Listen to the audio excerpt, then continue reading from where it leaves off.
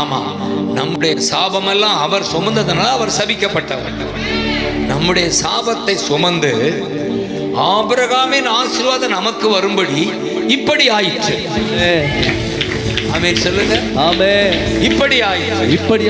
ஏன் சிலுவையில சாபமானார்னா, சாபத்தை நீக்கி, வறுமை என்ற சாபத்தை நீக்கி பொருளாதார பெருக்கம் கொடுப்பதற்காகவே அவர் சாபமானார். வியாதி என்ற சாபத்தை சுமந்து சுகம் என்ற ஆசீர்வாதம் கொடுக்கும்படி அவர் சிலுவையில் பலியானார்.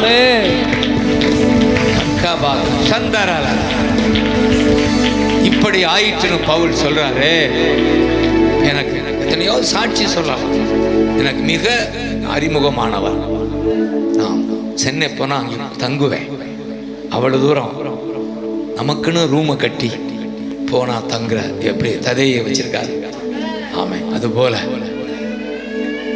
அவரெல்லாம் பிழைக்க போன ஒரு சென்னைக்கு போன உடனே அவருக்கு கிடைச்ச வேலை மூட்டை சுமக்கிற வேலை, அரிசி மூட்டை சுமக்கிற வேலை தான். ஒரு சாதாரண வேலையை முடிஞ்ச அளவு செஞ்சு மனைவி கூப்பிட ஆரம்பிச்சிட்டான். அவனை கூப்பிடுறதுக்குள்ள ஆசீர்வாதம் கூப்பிட ஆரம்பிச்சா.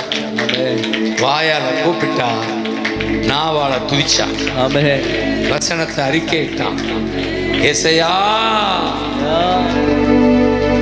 இது இல்லை எங்க, இதுக்காக நீங்க எங்களை அழைக்கல.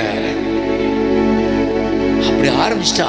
இன்னைக்கு அவர் நிலை 4வது இடத்துல அரிசி பிசினஸ்ல இருக்கிறார்.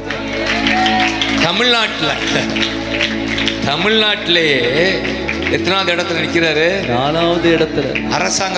அரசாங்கம் அடிக்கடி அரிசி கொடு, இதுக்கு கொடு. அரசாங்கம் கண்ணில் அந்த பிசினஸ் தெரியும்படி பணக்காரராக இருக்கிறார். நான் உறுதியா சொல்ல முடியும், இந்த வாய் கூப்பிட்டா, இந்த நாவு துதிச்சா, நீங்களும் பணக்காரரா மாற முடியும்.